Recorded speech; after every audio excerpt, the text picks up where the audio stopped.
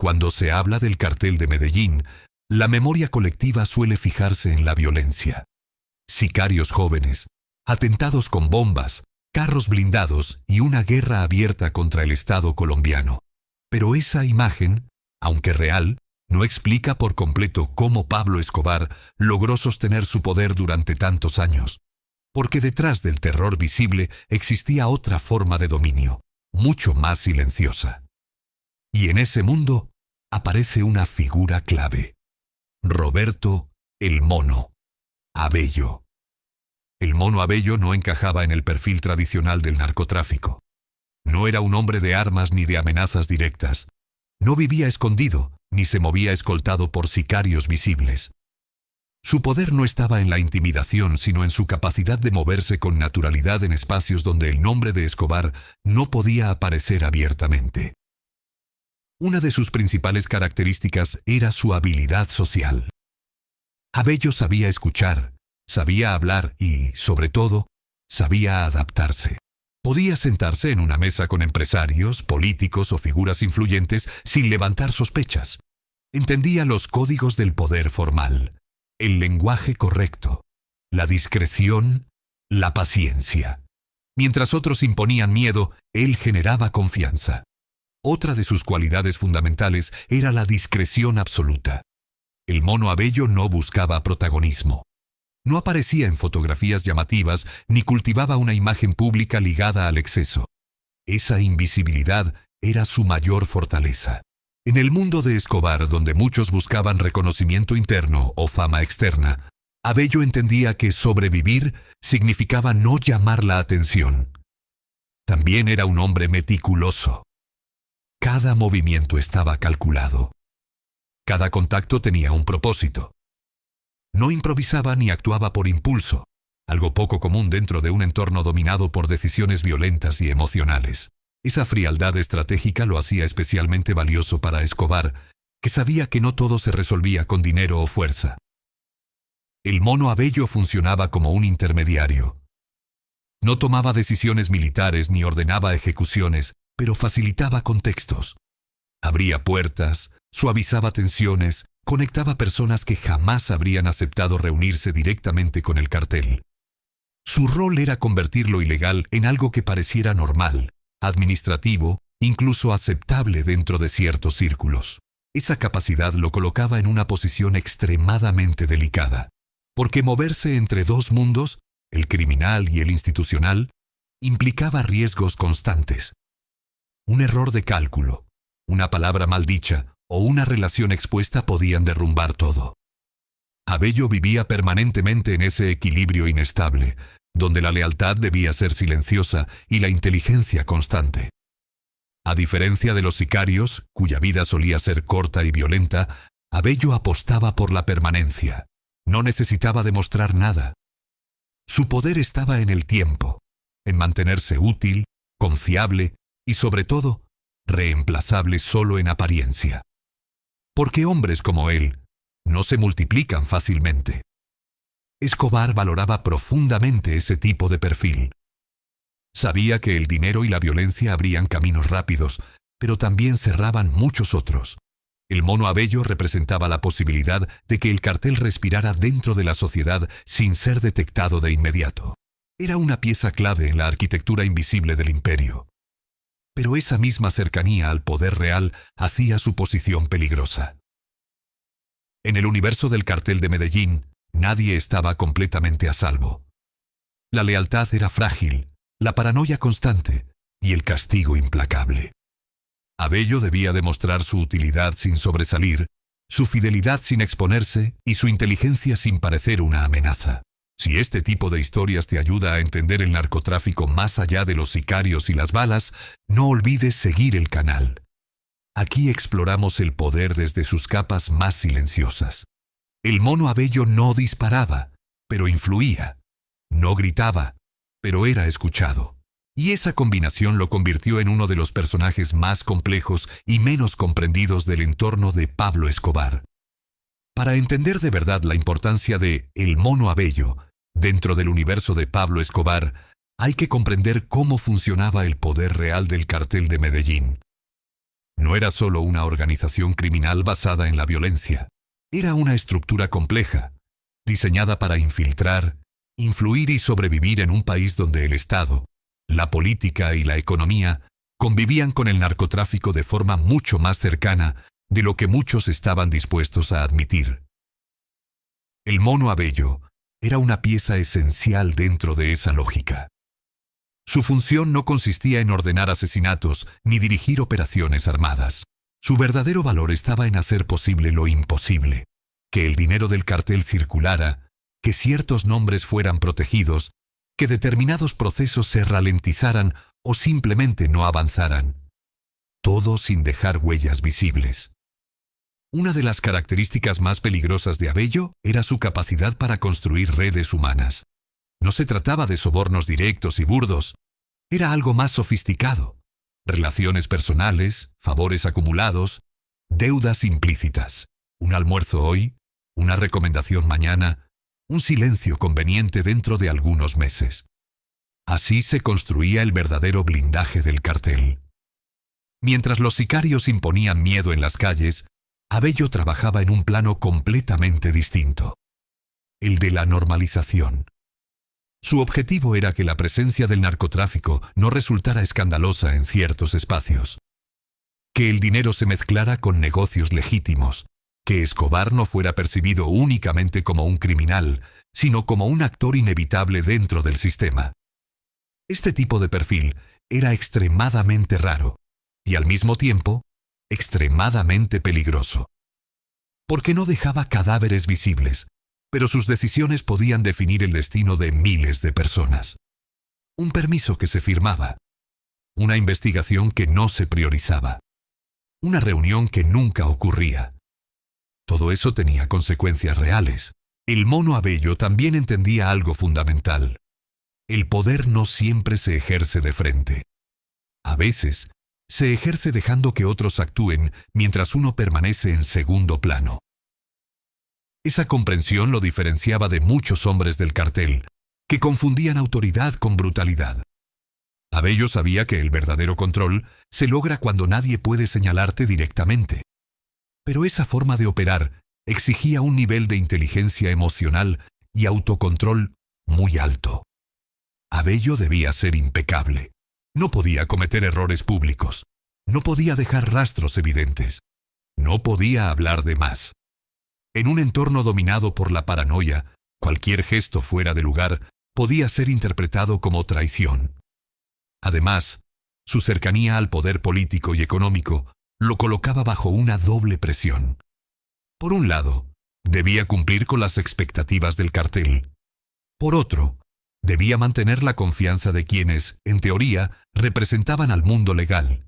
Ese equilibrio era frágil, y sostenerlo durante años requería algo más que dinero. Requería credibilidad. Escobar confiaba en Abello precisamente porque entendía ese mundo. Sabía que no todos los problemas se resolvían con amenazas. Sabía que, para proteger rutas, lavar dinero y ganar tiempo, necesitaba hombres que supieran hablar el idioma del poder institucional. El Mono Abello era uno de esos hombres. Sin embargo, esa confianza no significaba seguridad. En el cartel de Medellín, la cercanía a Escobar era una bendición y una condena al mismo tiempo. Cuanto más útil eras, más dependía el sistema de ti. Y cuanto más dependía de ti, más peligroso se volvía cualquier fallo.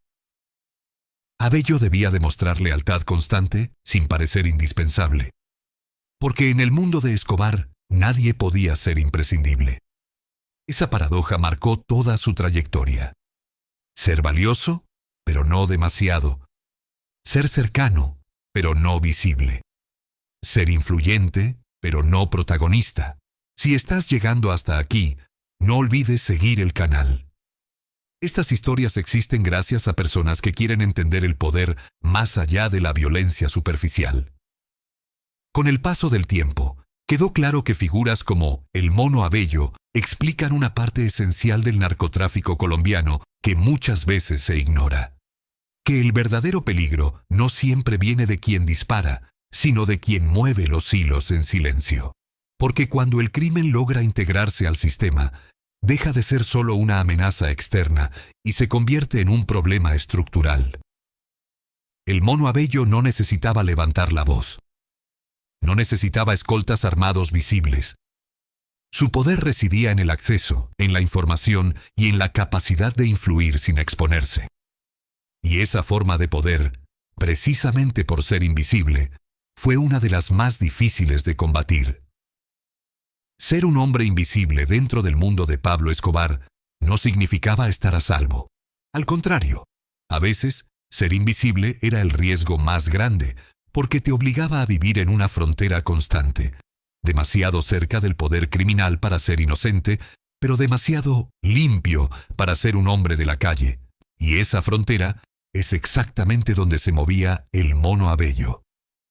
Mientras los sicarios del cartel de Medellín operaban con violencia visible, Abello operaba con una violencia distinta, la del acceso.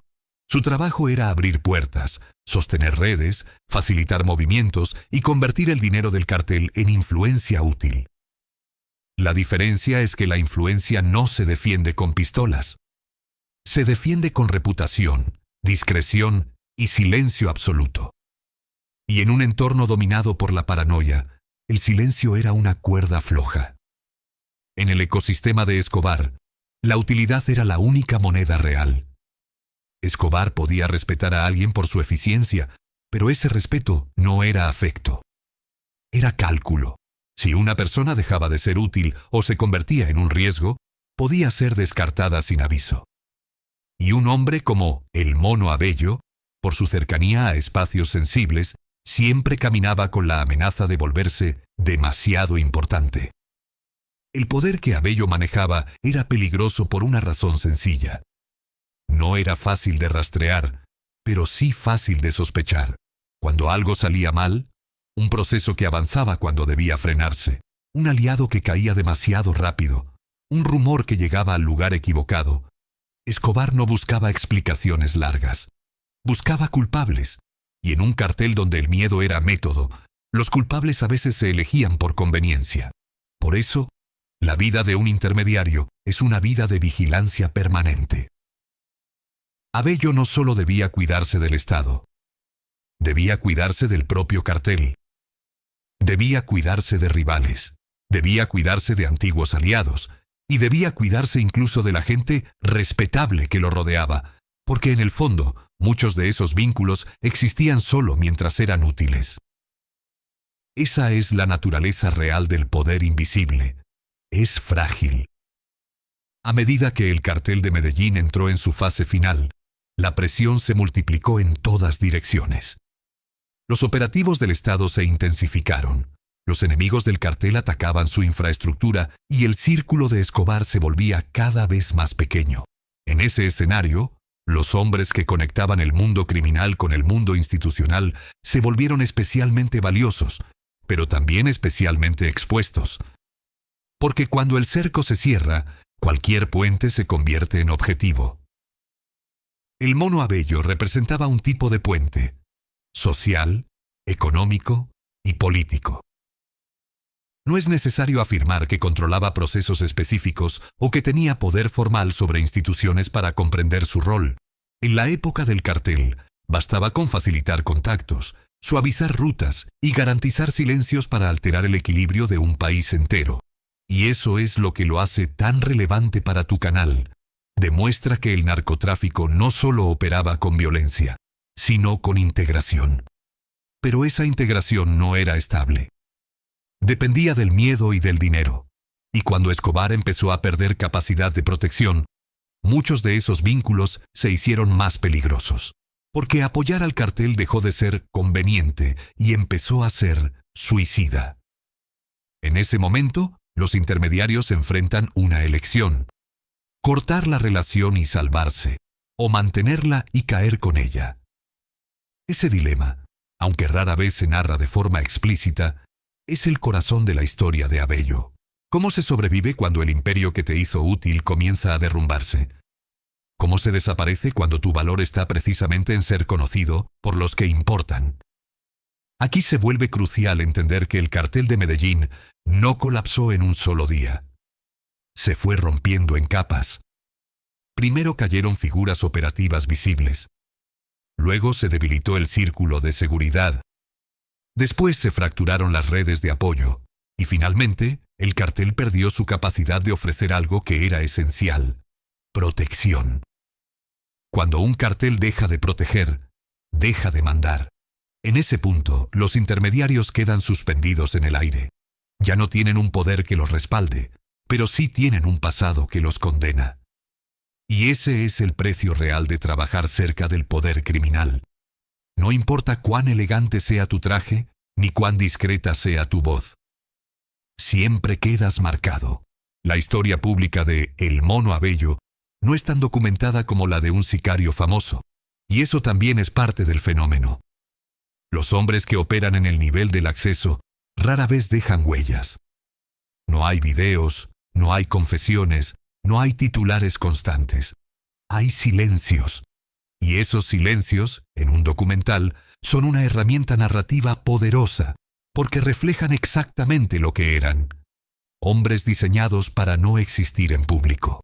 Pero el público no necesita una lista perfecta de hechos para comprender el patrón. El cartel tuvo intermediarios, conectores, puentes humanos que sostuvieron su permanencia, y Abello representa esa figura. No por ser el único, sino por ser el tipo de hombre que explica cómo el narcotráfico logró infiltrarse en espacios donde las balas no alcanzan. El miedo que provoca esta historia no es el miedo a un sicario armado, es el miedo a un sistema, a una red donde lo ilegal se mezcla con lo legal, donde el crimen se vuelve cotidiano y donde la frontera moral se vuelve difusa. El Mono Abello es importante porque te obliga a mirar el narcotráfico desde arriba, como un fenómeno de poder social, no solo de violencia callejera.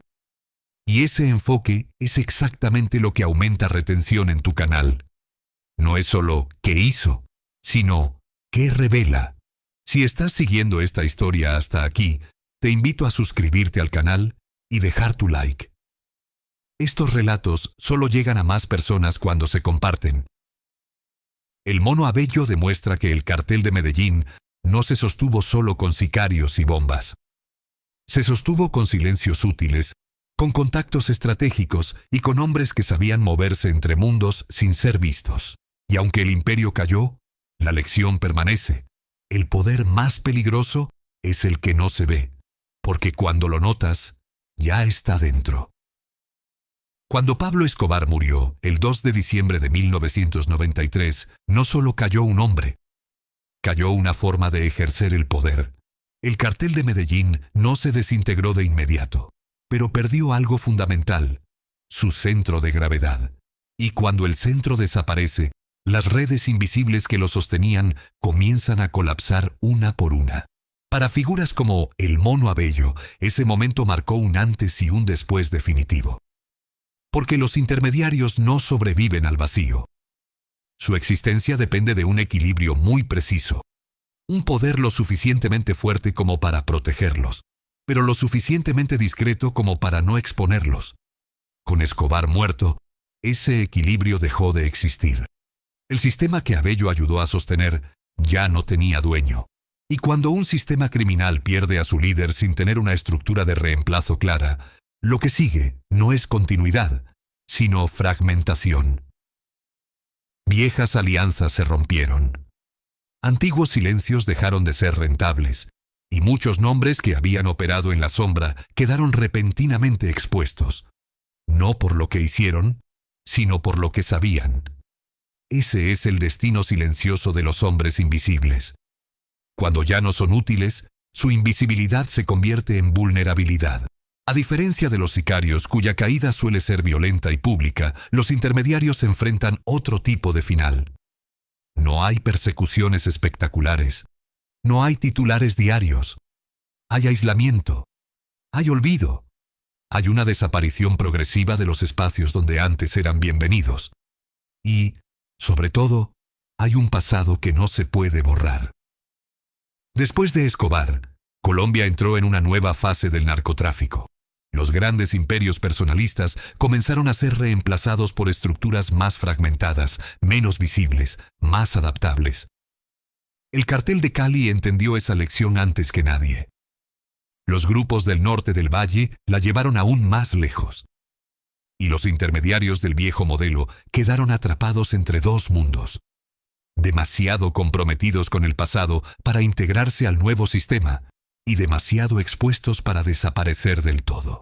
En ese contexto, la figura de El Mono Abello se vuelve aún más reveladora, porque su historia no termina con una ejecución ni con una captura dramática. Termina con algo más inquietante, con la evidencia de que el verdadero poder del narcotráfico no siempre deja cicatrices visibles, pero sí consecuencias profundas.